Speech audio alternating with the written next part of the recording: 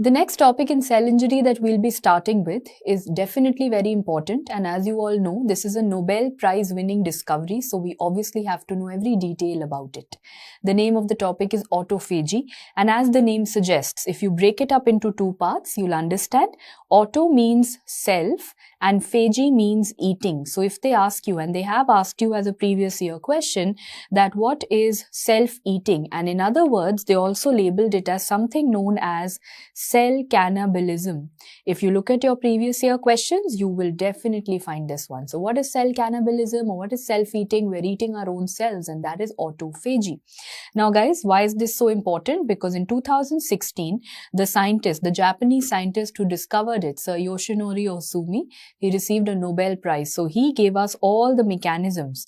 He gave us all the mechanisms of autophagy, and that is what we have to study. But before that, a question must be coming in your mind is, when does this happen in the body? In which scenario, under which circumstances will I start eating my own mitochondria, my own ribosomes, my own endoplasmic reticulum? I'm eating my own self. Under which scenario? So if we are asked that what are the examples of autophagy, let's think of something that comes organically to our mind, something that is coming by common sense, that in old age, when we don't have too much of nutritional intake and we don't have too much of body mechanisms taking place properly, that is when we survive by eating our own cells. Secondly, if a person is having or suffering from malnutrition, again, malnutrition is something that, the nutrients are deficient in the body, which means that the patient is going to survive by eating up his own nutrients, which means eating up his own organelles. Similarly, this has been seen in association with cancers. Cancers take away all the nutrition, so the person himself survives by eating his own organelles. And lastly, nowadays, there are a lot of neurodegenerative conditions in which this is being put forward. So they are saying that in cases of Alzheimer's, they have found that autophagy is occurring. They have found in cases of Parkinson's that autophagy is occurring. So yes, nowadays the latest is this, that there is autophagy happening in a lot of neurodegenerative situations. Now, well, having said that, what we need to know are the different types or the mechanisms for which Sir Yoshinori Ohsumi was given the Nobel Prize. So yes, there are 4 mechanisms: macroautophagy, microautophagy, chaperone-mediated autophagy, which we call as CMA, and then there is mitophagy. So yes, let's go ahead. Let's talk about these 4, and I have a very interesting story, because the first thing that you'll have to know is the difference between macro and micro autophagy. So I have a story which is very relatable, because now I'm going to tell you the story of how you all behave when you're in the hostel versus you all behaving when you're sitting at home. So that is how we will be learning macro versus micro autophagy. But before that, I want to show you a general outline of what is happening. So have a look at this diagram first.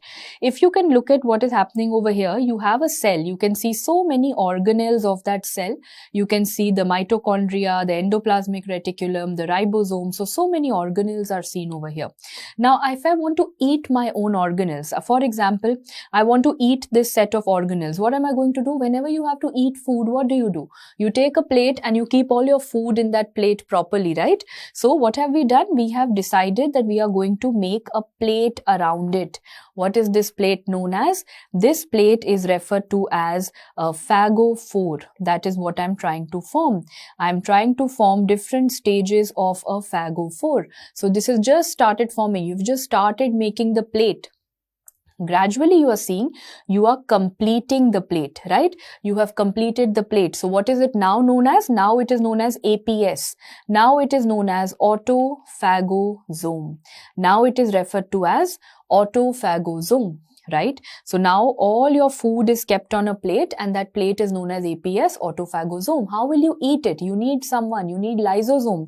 So now your APS, which is autophagosome, is going to go and fuse with the lysosome. So now can I call it APLS, that is autophagolysosome. So I call it autophagolysosome, because now the autophagosome and the lysosome have fused together, and now all the contents will be eaten up. Now all the food will be eaten up.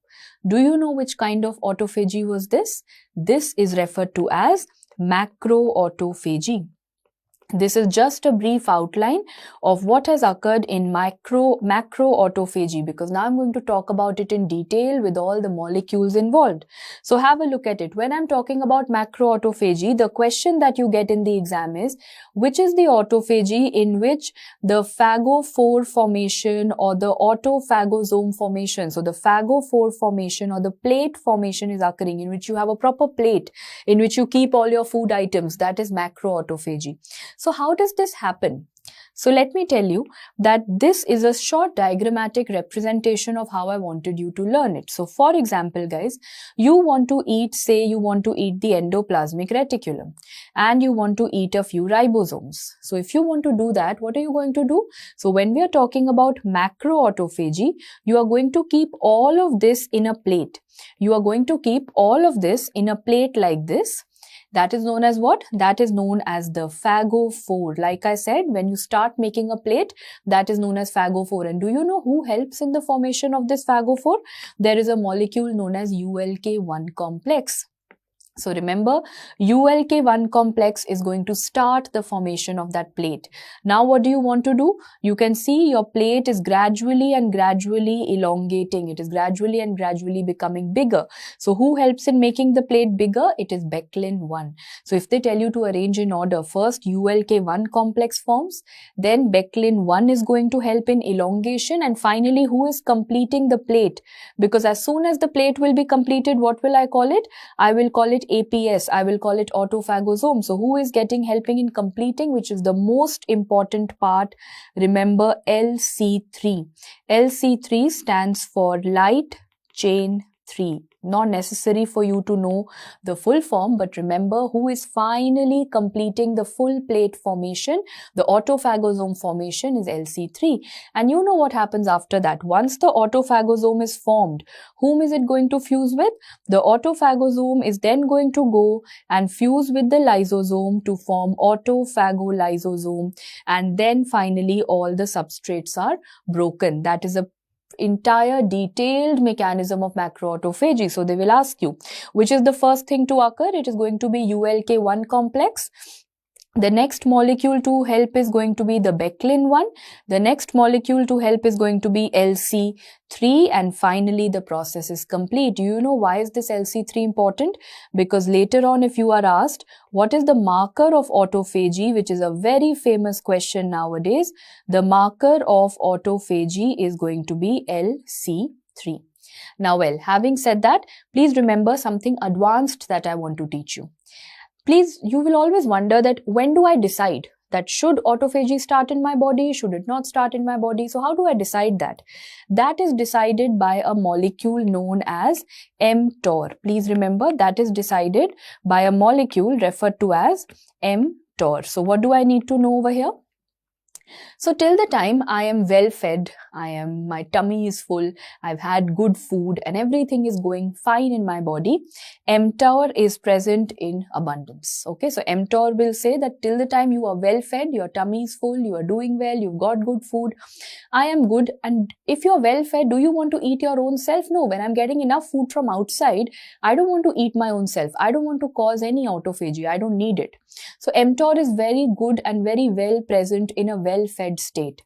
However, if you are hungry, means you are not getting any food from outside, now do you want to carry out autophagy?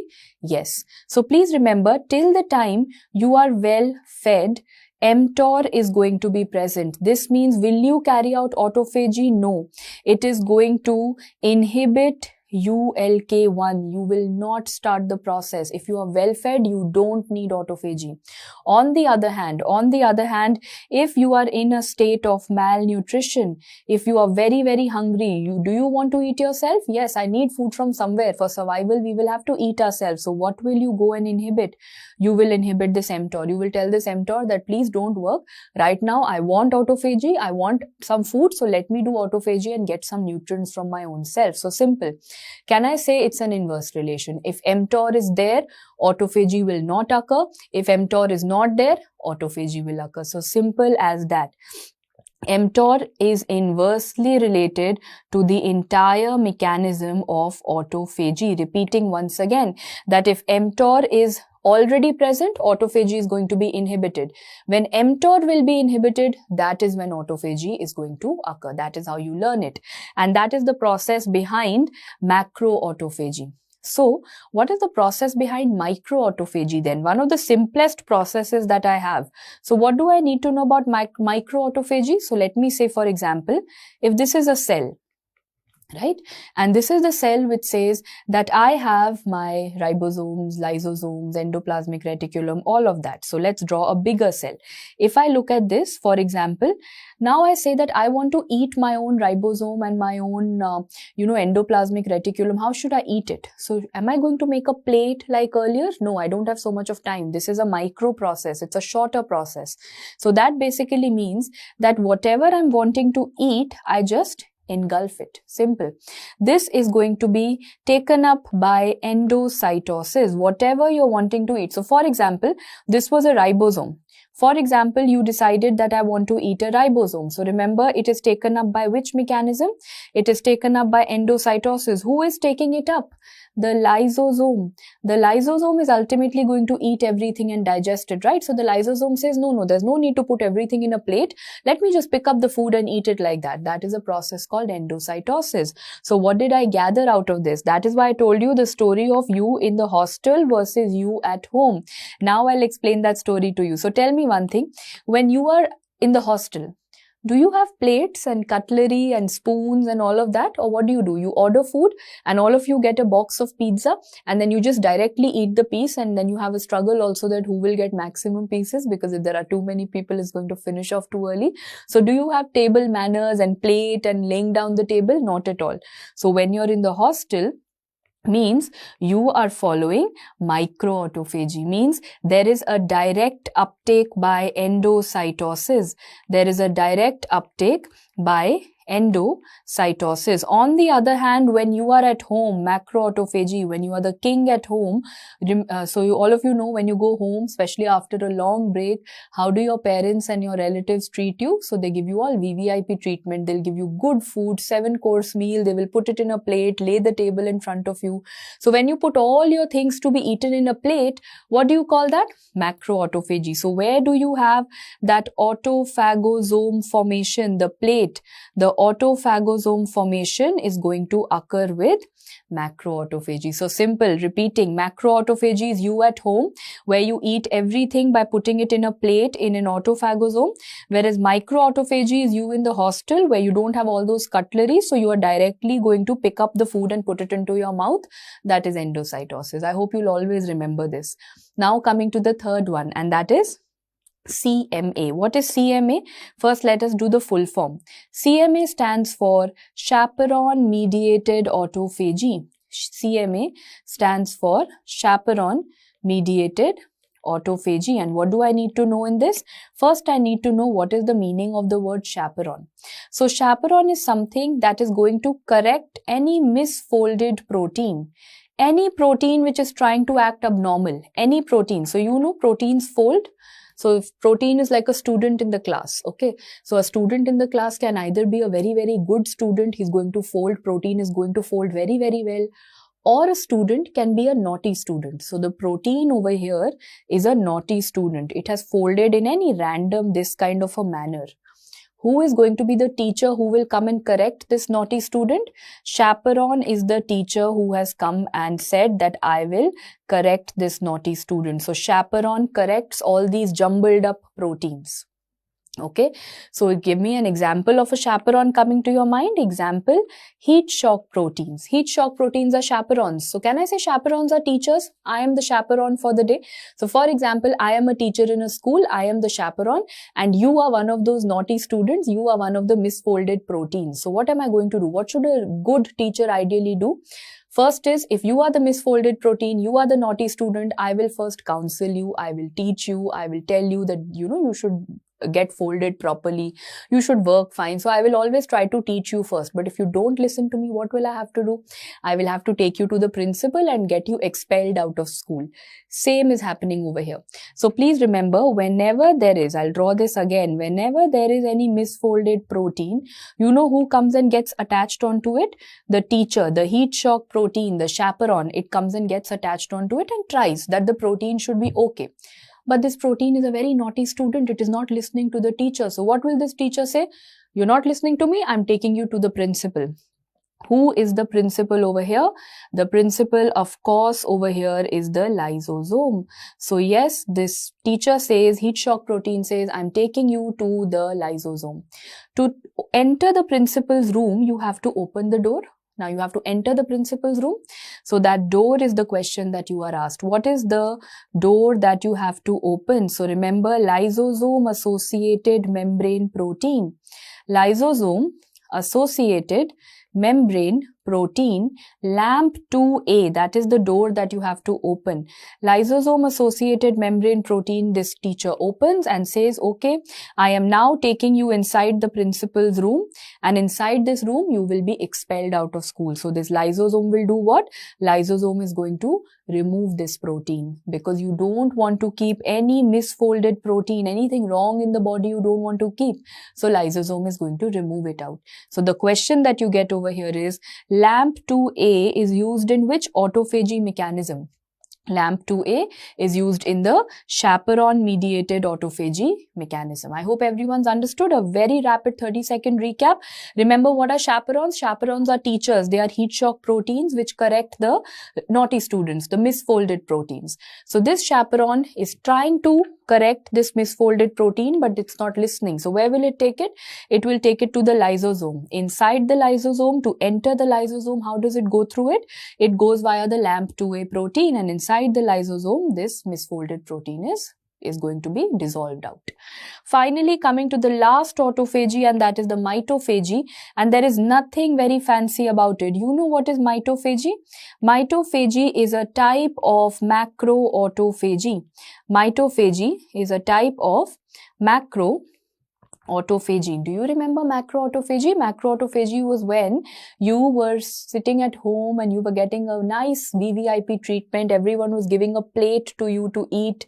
Yes. So is there going to be autophagosome formation? Of course. There is autophagosome formation that occurs in macroautophagy. But how is it different? Because here you are only eating mitochondria, no ribosomes, no endoplasmic reticulum.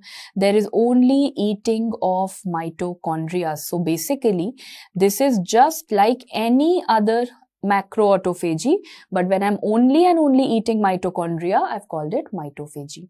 Now, for example, I draw this one mitochondria over here, which is a newborn baby mitochondria. I draw this mitochondria over here, which is an old mitochondria. So how do I know whether I have to eat the newborn baby mitochondria or I have to eat the old mitochondria? Remember, the old ones, the old or the damaged mitochondria, I will obviously want to get them out of my system. I will first eat them and get them out of my system. You know how I identify them? They have two molecules on their surface called pink and parkin. They have two molecules on their surface called pink and parkin. So whenever I'll see that, okay, that mitochondria has pink and parkin, eat it up. That is the one that I have to eat up first, not these innocent newborn baby mitochondria. I see some pink and parkin mitochondria, I eat it first. Okay, all said and done. That marks the end of the 4 autophagies. So now a very quick recap of one word. There is macroautophagy. Then there's a smaller version called microautophagy. Then there is CMA, that is chaperone-mediated autophagy. And then there is a mitophagy. So now let's start analyzing. Where will you see the proper plate formation, that is autophagosome, that is seen in macroautophagy? Where is it direct eating up, putting the food into your mouth like hostile food? That is going to be endocytosis. Where do you use chaperones? Chaperones, example, heat shock proteins. And then you enter the lysosome via the LAMP2A? That is chaperone-mediated autophagy. And where do you only and only eat mitochondria? That is mitophagy. And I hope you remember mitophagy is a type of macroautophagy. I hope everyone is clear with this. We are sorted with this. And I'm going to ask you a question now. Have a look at this.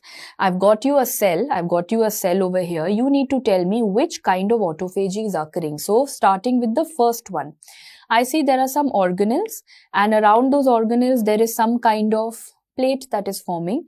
Then there's an arrow, and then the plate is completing, and then it is going and fusing with the lysosome. So if a plate is forming, which kind of autophagy do you want to call it?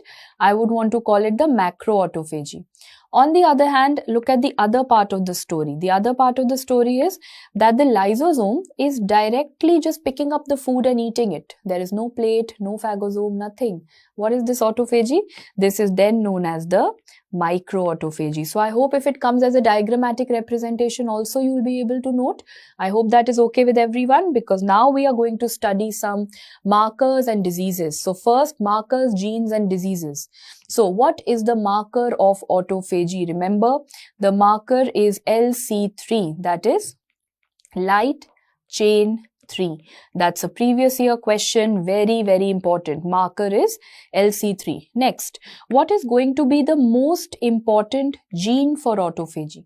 So if I have to pick up the name of the gene, I will say ATG. Sounding pretty simple.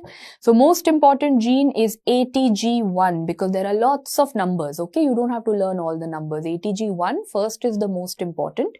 This means there is ATG5, 3, 7, 9, 10, 16, so many numbers. You don't have to learn them, but you have to learn 2 diseases. What if someone is having ATG5 gene mutation? What problem is that person going to have? That person is at an increased risk of tuberculosis. The person is at an increased risk of TB. Versus, this is a medicine question, so I want you to open up your medicine books after this. Where do you see ATG16L mutation? It's seen in a medicine topic, that is inflammatory bowel disease. And when I'm talking about inflammatory bowel disease, I mean to say especially Crohn's disease. So repeating once again, if they say there is ATG5 gene mutation, there is a problem in tuberculosis, or there's going to be risk of TB. If they say there's an ATG16L mutation, there is an increased risk of inflammatory bowel disease. That definitely wraps up our discussion of autophagy.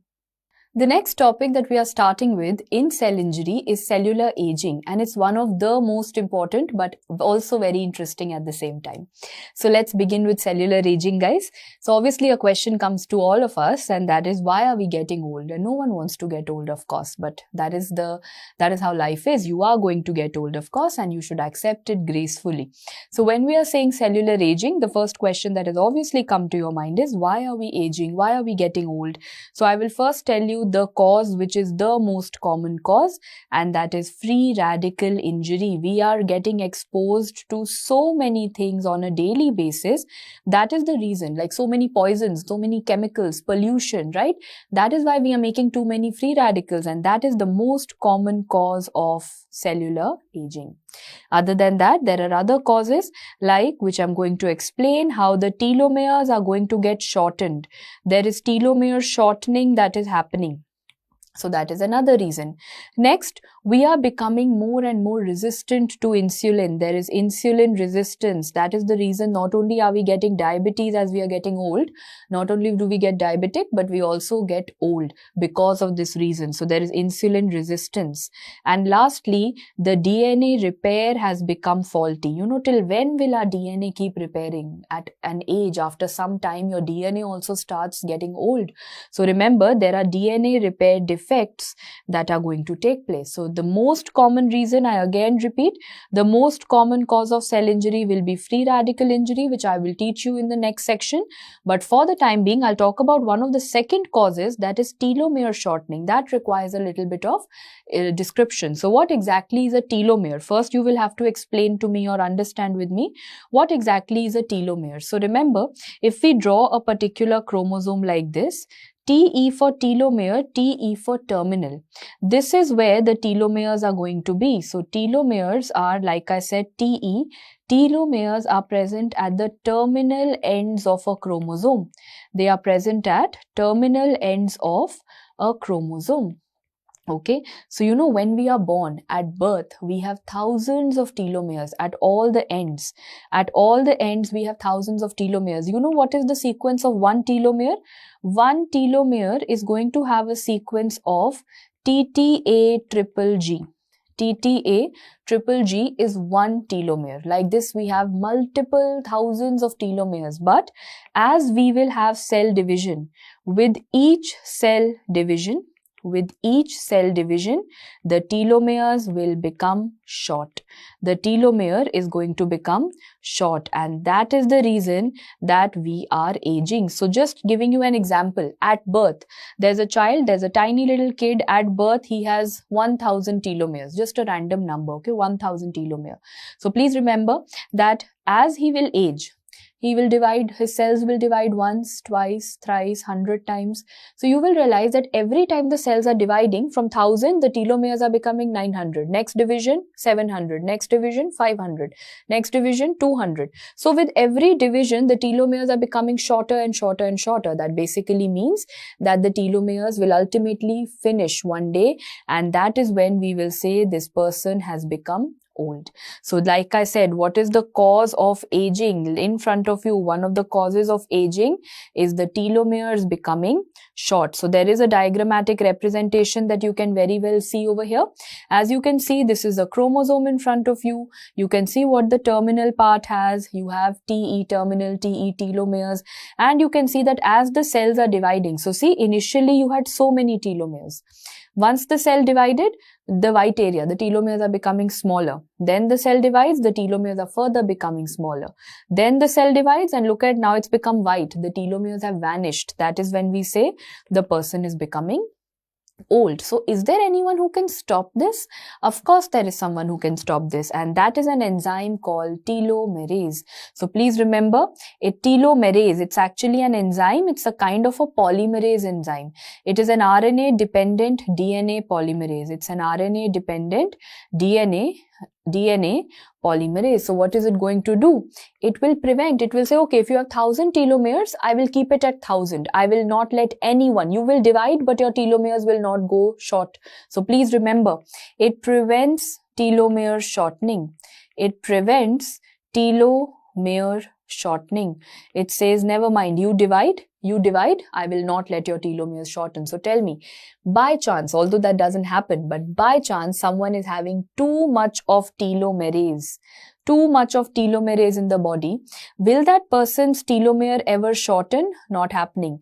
If that person has 1000 telomeres, he will end up having 1000 only by the end of it. So will that person ever age? If someone's telomeres are not shortening, that person will never age. So can I say telomerase is also referred to as making someone immortal? Telomerase is very famously known as the immortality gene. It is very famously known as the immortality gene. I'll repeat that. Why? Because whenever someone has telomerase, his telomeres will not shorten. If the telomeres will not shorten, that person will not age. That person becomes Amar. He becomes immortal. So all those Babas in the Himalayas and all those, the news channels showing you someone living for 200 years and all of that might be true if this is the theory behind it. Okay, having said that, now I'm going to show you a graph from Robbins, which is very, very important for us to see, and that is how are we comparing the telomere length of different cells as per their cell divisions. So please remember, the first thing that I've got to you are the somatic cells, say the cells of your muscle or the usual body cells. Don't you feel that as the number of divisions will increase, as they will keep on dividing, what will happen to their telomeres? They will shorten. So can I say initially if there were 1000 telomeres, gradually there will be less, and finally the person is going to age. That is what happens with the somatic cells. Everyone agrees? Okay, let's move on to the next one. What is happening with the stem cells? Stem cells survive for a longer time in comparison to our muscle and our heart and other things. Stem cell is what can make most of the cells. So definitely in that also, as the cells will divide, I see that yes, the telomere number is going down, but it's not going to go down all the way down to 0. It will go down, but gradually. But which is the cell that you're seeing where even if it is dividing, the telomere length is constant, and that cell is the germ cell. So please remember, germ cell. Germ cell is going to have, why? Have you wondered? It is dividing, but telomere count is not going down. Telomeres were starting from 1000, they are still 1000 despite dividing. Why is that happening? Because it has that immortality gene. It has the maximum telomerase activity. It has the maximum telomerase activity. So like I said, for someone to remain immortal, for someone to remain Amar, he should have the immortality gene. And please remember, germ cells are going to have maximum telomerase activity. I hope you've understood. Quick recap. Somatic cells are going to dip down immediately. The telomere numbers dip down as they divide. Stem cells also, the telomere number dips down, but little slowly. But in germ cell, the telomere number remains the same because there's someone maintaining the telomeres, and that is the telomerase. Now, I'm going to tell you how this is what is happening in all of us. But do you know how cancer cells have used it? Cancer cells are smart cells. They know how you function, and they try to hijack your system. Cancer cells know that, if I end up getting this immortality gene, by any chance I end up getting this immortality gene, then no one will be able to make me old. Cancer doesn't want to become old. So you know what cancer cell does? Cancer cell says, so for example, let's take the example of your muscle. Okay, let's take the example of the muscle that is a somatic cell. So this was a muscle or a somatic cell. If it was dividing, or any other cell, although muscle does not divide that much, for any, or say for the skin cell, for example, skin definitely replenishes, skin cells divide. Okay, so when we say that there is a skin cell, every time it was dividing, telomere number was going down, down, down. It was almost about to age. But suddenly, there's a skin cancer that happened. How will a skin cancer survive? Can I say cancer cells are going to reactivate the immortality gene? They activate the telomerase activity. So they are now, once they have reactivated, can you see how their telomere count is going up, and how their survival is also going up? So a normal cell was almost on the verge of aging, but once a cancer occurred and it got this telomerase into its system, it ultimately realized that all the cells are now going to survive for a longer time. So now you understand the concept of this telomerase. This telomerase, as I'm saying, it is immortality. So if anyone is having too much of telomerase, that person becomes immortal. Similarly, germ cells, normally germ cells have a lot of telomerase. That is why they survive longer. And same way, cancer cells have a lot of telomerase, and that is the reason that they tend to survive longer. Having said all of that, next we need to know, how many times can a cell divide? 5 times? 10 times? How many times will I divide before I finally get old? So that is going to vary from all the cells of the body. The skin has a different ability to divide. Other cells of the body have also, if I have to take an average, I can't learn the division ability of every cell of the body. But if I have to take an average, what I'm going to actually go ahead and read is something known as a Hayflick limit, which is again a previous year question. So what do I need to know about Hayflick limit? A big time controversy around it. So some of the textbooks mention that somewhere around 40 to 60 cell divisions are the average cell divisions that a cell undergoes before it gets old. Some books mention 60 to 70 cell divisions. So ultimately, if I have to take the best answer, it is somewhere around 60. That is what I'm going to analyze. It is somewhere around 60. So approximately somewhere around 60 to 70 cell divisions is the average number before which a cell becomes old. So 60 to 70 times on an average it will divide, then its telomeres will shorten, then it's going to become old. Giving you a word of caution, some books do mention 40 to 60, so keep a watch out on that. This has been a previous year question. Having said that, now all the mechanisms I have taught you, but obviously what is coming to your mind is that you want to live for 100, 200 years. So how can one prolong lifespan? So remember, all of us, God has given us something called the CERT genes. Lots of genes are being, discovered, but CERT1 to CERT6 genes are known. 7 in all are also being discovered. But these are the genes that God has given us already in your body, and they are making something known as sirtuin proteins, which are also already there in your body. You just need to increase these sirtuin proteins if you want to become young. If you increase these sirtuin proteins, they are going to go and act as an anti-aging mechanism. So you already have something in your body. You just have to increase that and you're going to look very, very young. So there are two things coming to my mind. What exactly are sirtuin proteins? If you ask me for the family, they belong to histone deacetylase mechanism. They are histone deacetylases, which are previous year questions. Next, if you ask me that what exactly are they going to do and how are they going to help me? So I'll tell you. So see, what is the role of sirtuins? After a lot of research, they ultimately analyzed that the role of sirtuins, or in other words, they analyzed that the benefits of sirtuins are going to be A, for anti-aging, like I've taught you. So number one, they are going to make us look younger. Next, nowadays they are saying that they have a role in the treatment of cancers. Why? Because they are promoting cell repair. They promote the repair of the cells. So because of that, they are being used in the treatment of cancers. A lot of research is going on that. And now they are also saying this can be used in the treatment of diabetes mellitus. If I'm using something for the treatment of diabetes mellitus, what must it be doing? It must be increasing the insulin sensitivity. It must be increasing the insulin sensitivity. That is how I'm increasing, the insulin sensitivity increases. That is how I'm able to treat diabetes.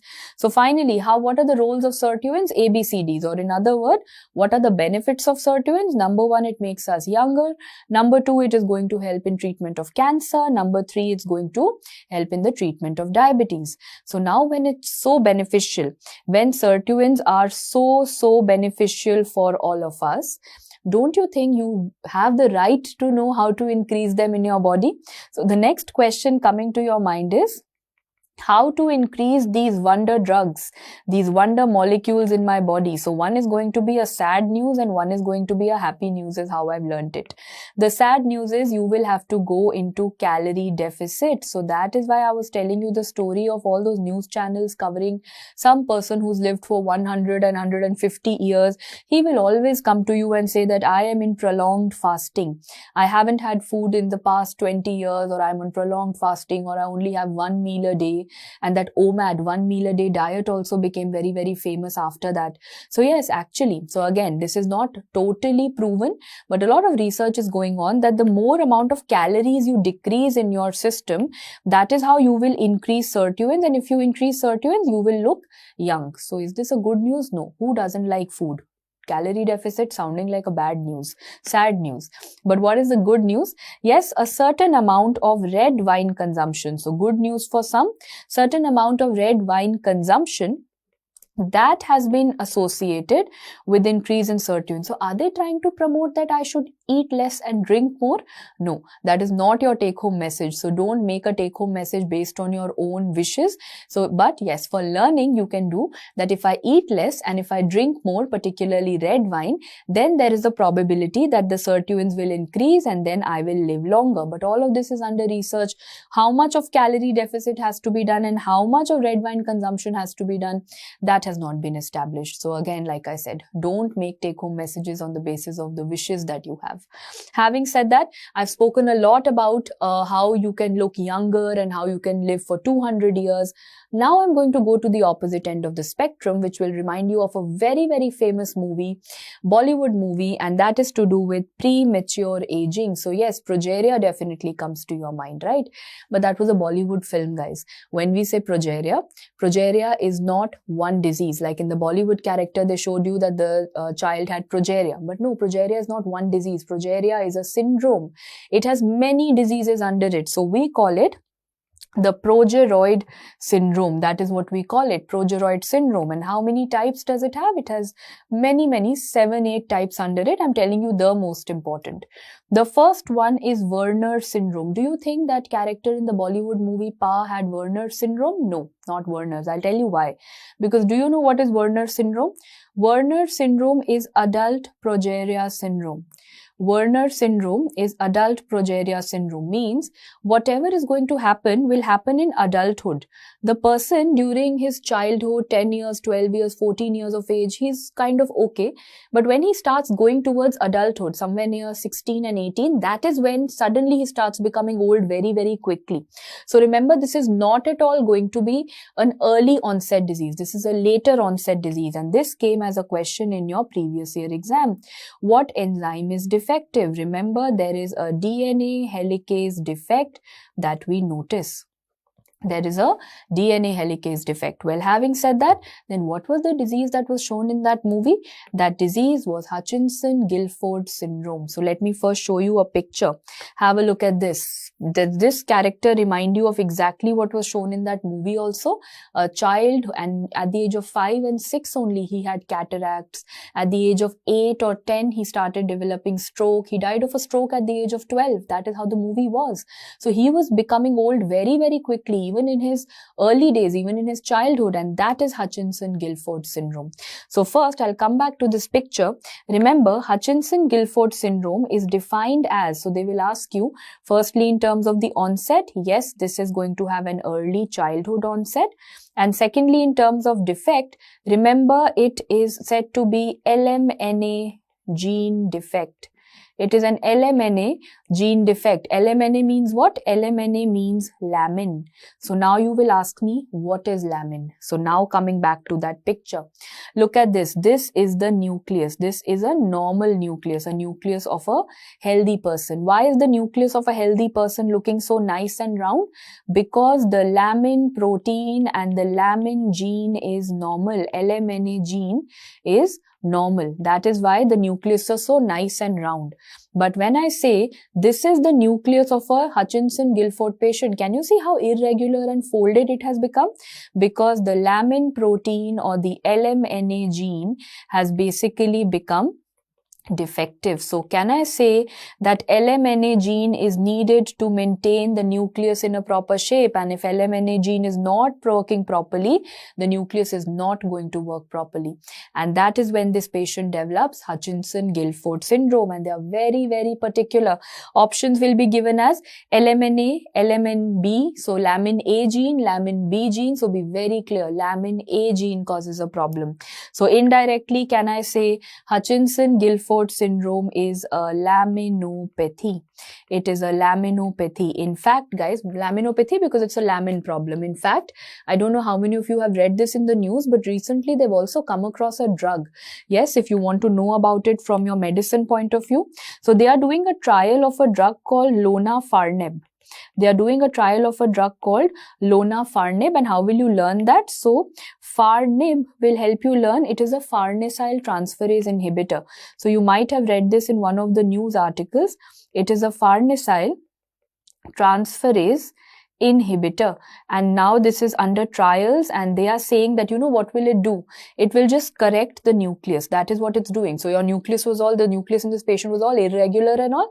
It will just correct it into a normal looking nucleus, and that is how the patient's symptoms start going down. So yeah, a lot of research is being done along lonafarnib, and farnib will remind you far. So far is going to be farnesyl transferase, ib for inhibitor. Okay, having said that, coming all the way back, there is another one. So can I say that the movie Pa had this Hutchinson-Gilford syndrome because that had an early onset? Coming to the next one, and that is the Cockayne syndrome, everything. So see, if you look at it, it has a lot of C's and K sound in it. That is exactly how you learn it. The defect in this is going to be the ERCC gene. There is ERCC gene defect that you notice. And also please remember, these patients suffer from cachexia. So like I said, all the CCKK things coming. So we have Cockayne syndrome, we have ERCC defect, we have cachexia that is occurring in the patient. These are the three main premature aging ones. And repeating, Werner's, then Hutchinson-Gilford and Cockayne. Now, let me tell you guys that there's a very common confusion that occurs in the exam between Werners and Vermeers, and watch out for this. Examiner is going to catch you here. See, the difference is only in one alphabet. One of them is written as Werner, and that is exactly what I was talking about over here. That is the premature aging. That is the adult progeria syndrome that you're talking about. I changed that name. Now, instead of calling Werner, I call it Vermeer. M alphabet has come. You know, this is totally something different. This is the other name of Men 1 syndrome for all the, the young kids who just started their second year MBBS. Men is multiple endocrine neoplasia. There are lots of Men 1, Men 2, now Men 4 is also there. So multiple endocrine neoplasia. Men 1 is known as Vermeer. So just a very simple way of learning. M for M. Vermeer is going to be Men 1 syndrome, and Werner is going to be your premature aging. And repeating, what was the enzyme defect in Werner? I hope you remember. It was the DNA helicase defect. So we've done both ends of the spectrum. I have understood how can I become very, very young by increasing sirtuins, and how would someone become quickly old, premature aging, by these progeria syndromes. Well, having said that, we are ready for 2 questions as we wrap up this topic. What is Werner syndrome a defect in? So first and foremost, you had to double sure yourself that, okay, they've asked me Werner, not Vermeer. They're asking me the premature aging. What is your answer over here? It's a problem in DNA helicase. See, they've been very smart. They've given you all of the above the option, which is not correct. Every time you see all of the above, you're very tempted to mark that, but that should not be the case. Having said that, let's pick up one more question over here. So the next question reads, Hutchinson-Gilford progeria syndrome is due to the mutation of, so Hutchinson-Gilford progeria syndrome, the one you had in that movie and the nucleus that I was showing you. What is it? So see the confusing options, keratin A, keratin B, lamin A, lamin B. I hope you all remember it was a laminopathy. It was LMNA gene mutation. So lamin A is the defect over here. With this, we wrap up our discussion of the cellular aging and everything about it, whether we want to look young or someone's aging early, but all the recent advances have been covered. But there is one thing that is still left. The most common cause of cellular aging. And what was that? That was free radical injury. So repeating once again, free radical injury is the most common cause of someone becoming old. So let's quickly go ahead and discuss this. Please remember, first I would want to teach you what exactly is a free radical, and then I'll tell you what the injury part is. So remember, free radical, if you go back to your school days, it is also known as ROS. That is reactive oxygen species. It is also known as ROS, that is reactive oxygen species, and it is of 3 types, 3 main ROS or reactive oxygen species that I'm going to tell you. So first I'll tell you everything normal about it, then we'll come to the injury. So your first question is, how are they formed? So let's consider, why did you call them reactive oxygen species? Some derivation from oxygen is going to come. Okay, so let me start my story with oxygen, and all of us and all our cells have oxygen. So whenever oxygen is present in any cell, not only is oxygen present, but all thanks to the environment that we live in, we are exposed to so many chemicals, to so many toxins, to so many poisons. Also, if someone has undergone a heart attack and is suffering from reperfusion injury, in all of these situations, do you know what happens to the oxygen?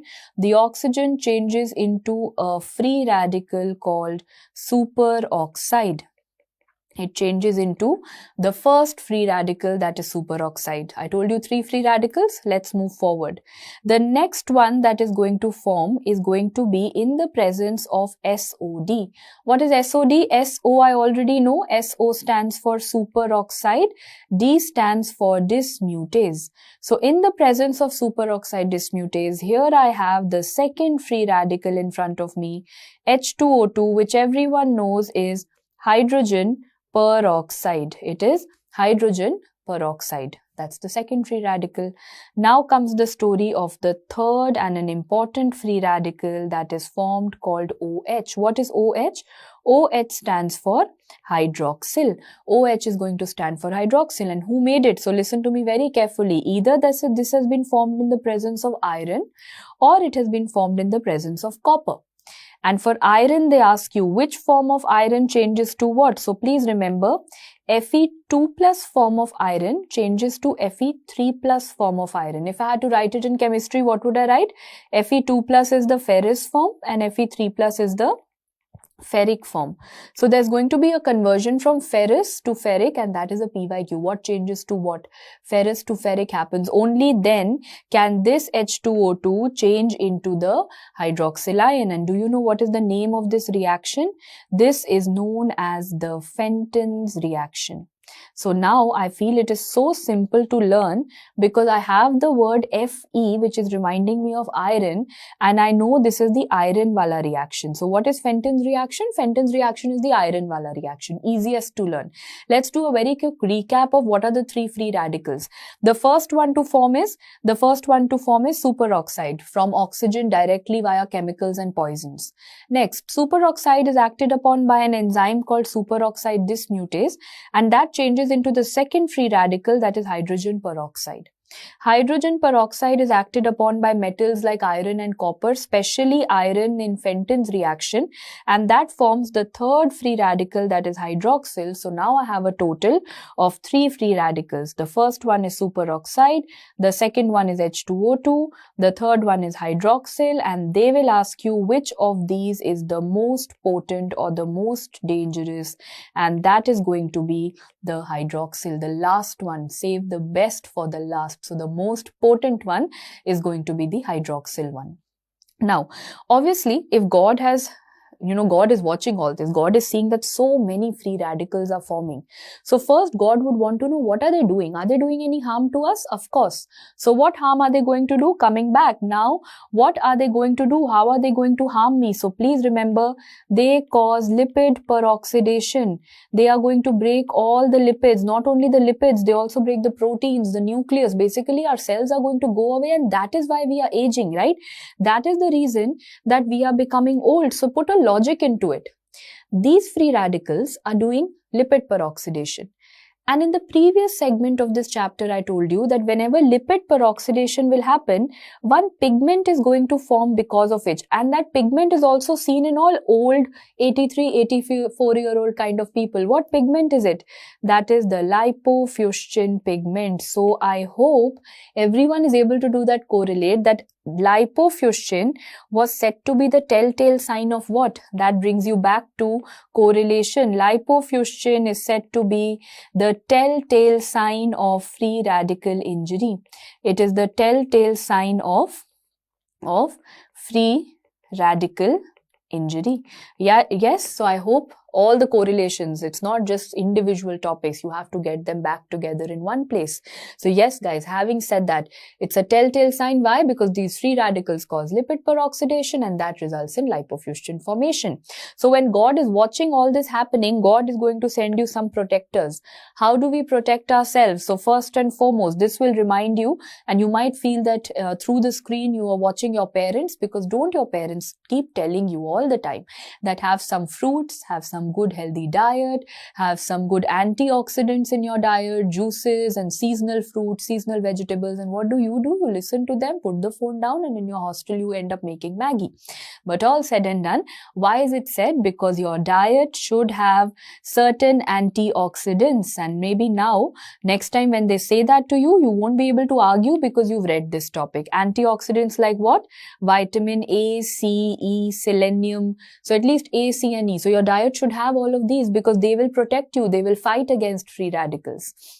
Second, diet is in my hand. God cannot do anything in it. I have to take care of my diet. What has God taken care of? God has given me something called transport proteins.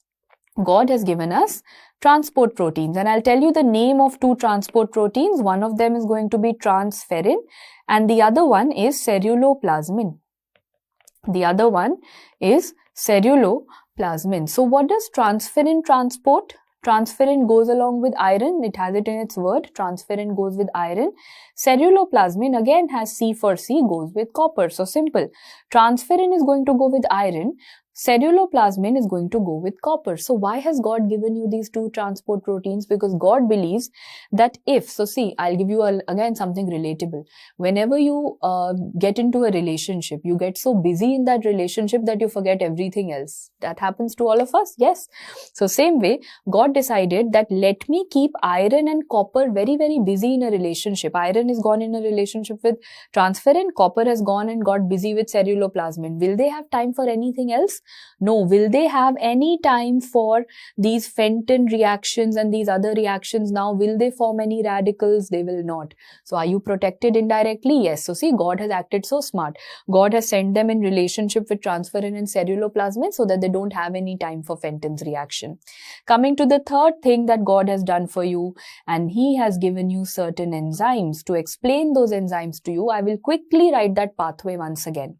So please remember, we'll write it once again. What was that pathway? The first free radical is superoxide. What is the next one? That is going to be H2O2. And what is the third one that we have?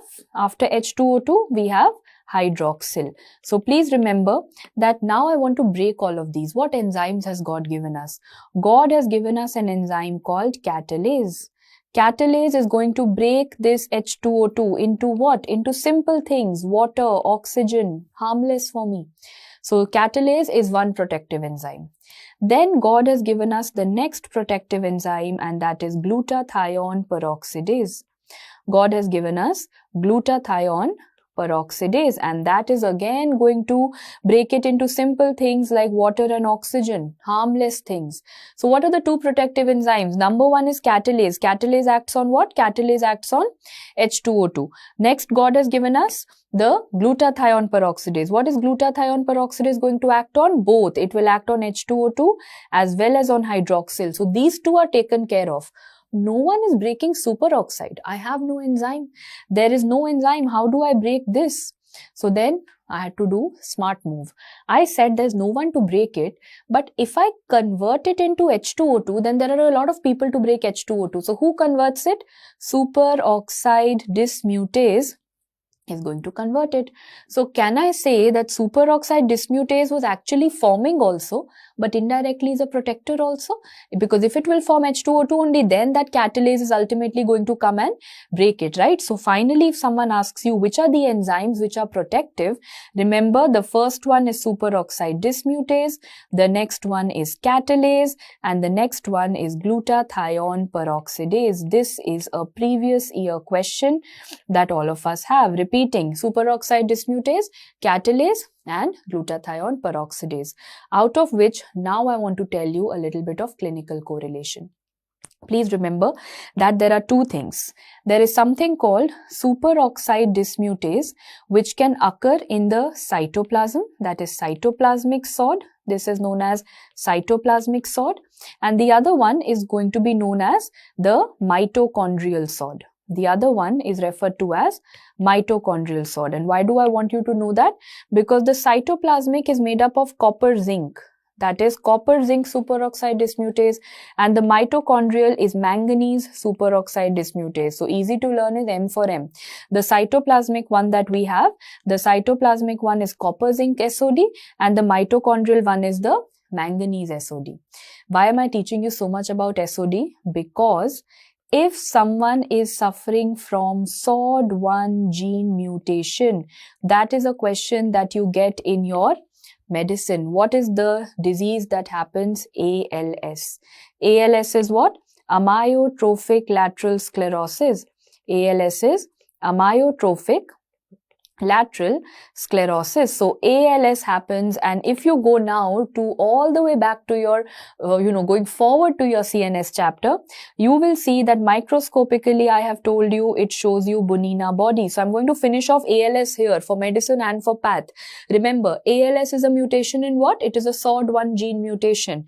Microscopically, which bodies are seen? Bonina bodies. But medicine may, what kind of a disorder is it?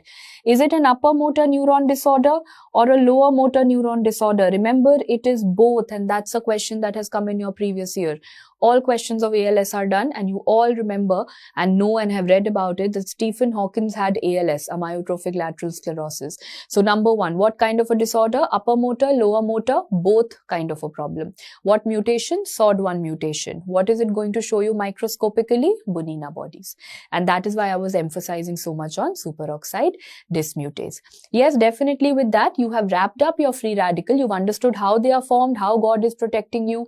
But now comes the last part of this chapter and also of this topic, and that is, what is ferroptosis? Why suddenly am I talking about a cell death that is ferroptosis? Because did I just teach you something known as the Fenton's reaction? And did that strike a bell that iron is pretty dangerous? Iron is changing and iron is resulting in free radical formation. So iron is very dangerous. Iron can cause cell death, and that cell death is referred to as ferroptosis. So please remember, ferroptosis is the iron mediated cell death. That is what you understood from the Fenton's reaction also. In the Fenton's reaction, I very well saw how iron is going to help in the formation of free radicals. I hope everyone agrees with me. Now, the only two questions that they will ask you, because there's a very small little, paragraph that has been added in Robbins, which you all have to know. And that is, what is the master regulator of ferroptosis? That's an expected Ratta question. Glutathione peroxidase 4. So master regulator is going to be glutathione peroxidase 4, that is number one. And number two, what exactly does it cause? So, the maximum changes. So, for example, if this is the cell, I'm drawing the cell first. So, I'll label this as the cell membrane. And inside the cell, I'm drawing the mitochondria. Okay, these two things you have to focus on. So, actually, we realize what happens when this iron is creating a problem. Iron, number one, goes and damages these crista. What are these? These foldings. I hope everyone remembers these crista. So one thing that iron does is loss of cristae. Also, what it does is damages the rupture or ruptures the membrane of the mitochondria. There is rupture of the membrane. Not only that, guys, it also ruptures the cell membrane. Which kind of cell death is it reminding you of? Which cell death had the rupture of cell membrane? Necrosis. Apoptosis mein to end mein it was eat me signals and eating up. Macrophages was eating up. There was no cell membrane rupture. Over here, if a cell membrane is rupturing, can I say this is somewhere coming across as similar to necrosis? And that is what is written in Robbins as, because it's a very small paragraph and not much is known about it. A lot of research is going on. So whatever information is there, I've given it to you in a concentrated form. Let's do a recap. When I'm talking about ferroptosis, it is the iron reaction. What's the master regulator? It's glutathione peroxidase type 4. What is happening to the mitochondria? The inner cristae are also gone. The outer membrane is also gone. And what is happening to the membrane of the entire cell? That is also rupturing. So what is it going to look like? It's going to look very similar to necrosis. Well, having said that, I hope everyone's understood not only this topic but also this chapter. So a very quick question and we wrap it up. Which of the following pigments are involved in free radical injury? A very simple one for all of you guys. Free radical injury and pigment. Free radical injury means that there has been an element of lipid peroxidation happening, and the pigment associated with it is going to be lipofuscin. No doubt about it. Yes, with that, we wrap up this segment and also the chapter of cell injury. We start now with the next chapter. See you in inflammation.